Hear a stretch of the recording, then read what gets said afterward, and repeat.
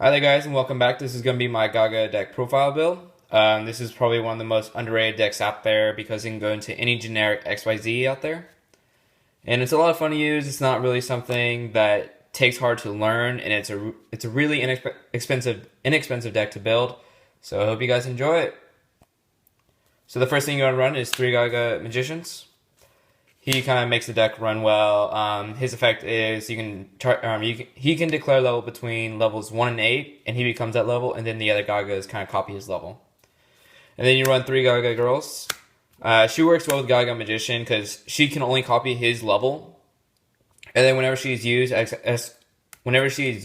XYZ material, you target one card on your opponent's side of the field that was special summoned, and attack becomes 0. Then you run 3 Gagaga Childs. He allows you to be special summoned from the hand if you control Gagaga monster on the field, and his level becomes that level. Next, you run 3 Mystic Tomatoes. This kind of helps you search out any Gagagas you need, or any Darks you need, or even if you just need Dark in the graveyard to get Dark Armed out, or BLS or something, he works pretty good. Next, you run 2 Cyber Dragons. It's a free special summon if your opponent controls a monster, and he's a level 5. And I run Volcasaurus, Adreus, and Tirias, and then Gagaga Magician will become level 5. Next, you run double Gardna. He's like a Gores for the deck. You really don't need to run Gores. I side deck Gores, but you really don't need him. Alright, next you run 2 Effectivers. They're lights, so you can run BLS in the deck, and they negate your opponent's card effects. So if you do run into a card that kind of messes you up, it's a really good card to get over it. Then with the new format in place, you get 1 Magician of Face, so you can get back your Gagaga Revenge, Pod Duality, Dark Hole, or even a Book of Moon. Next one Gagaga Clerk. If you control a Gagaga monster, you can special summon from hand. Unlike Child, though, she cannot copy anyone's level. She just is a special summon. 1 Gagaga Caesar. He allows you to, basically what you do is you banish a monster in the graveyard, and all face-up Gagaga monsters become that level. So let's say they destroy your BLS. Banish him. Now all face-up Gagagas become level 8, so it's really good. Then I won 1 Dark Armed, because most of these are darks, so it's not real. So if you draw him early game, it's not really a dead draw because you can get rid of those darks pretty fast.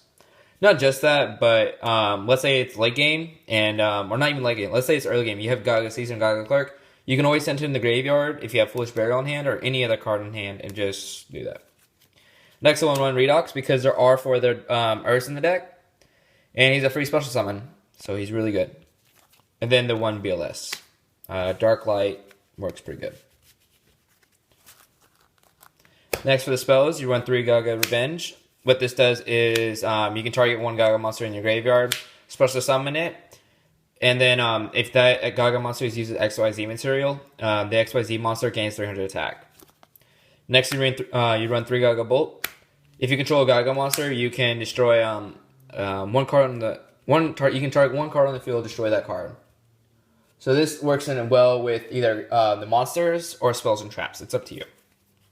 Next one, Pod Dual. My bad. You run 2 Pod Dualities for consistency wise. Sometimes you do get a dead draw, and you're not really going to spell summon that turn, especially if you you get Mystic Tomato first. You're not really going to special summon that turn, so you might as well use it.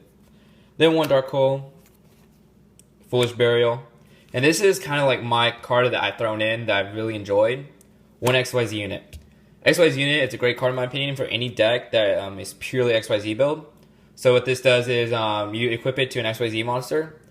And that XYZ monster gains, this will act as another material for that card. And it gains 200 attack for each rank it is. So if it's a level rank 8 or rank 5, it gains 200 attack. So rank 5s become 1,000, an extra 1,000 attack. And then for like Tachyons or Divine Dragonite Felgrand or any other level 8s, they gain 1,600 attack. So that's pretty good. And that's it for the spells.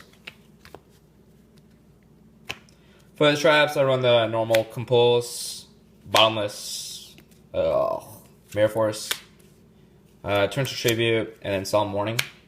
And that's it. It's just the very generic traps. You really don't need that many for this deck. Alright.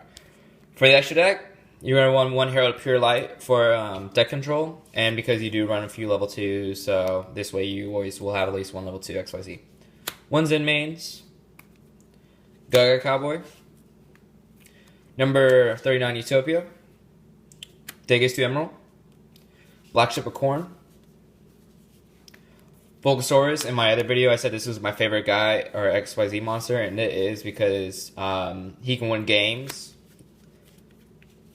What his effect is you target one monster on your opponent's side of the field, you destroy it, and if it is destroyed, then they lose life point damage, or they lose or they take basically. Let me rephrase it.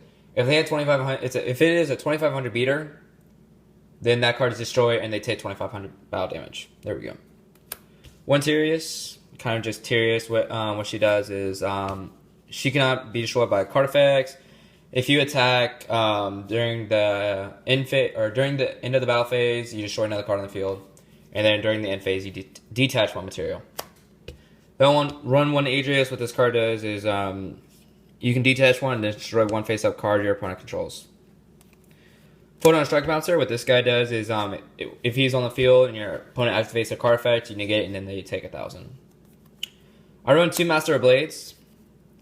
Biggest reason why is because I found out that he's kind of like the mermaid, or the mermaid killer, because they can't target him. If you do, you negate it, you destroy it, and then you destroy another card on your opponent's side of the field.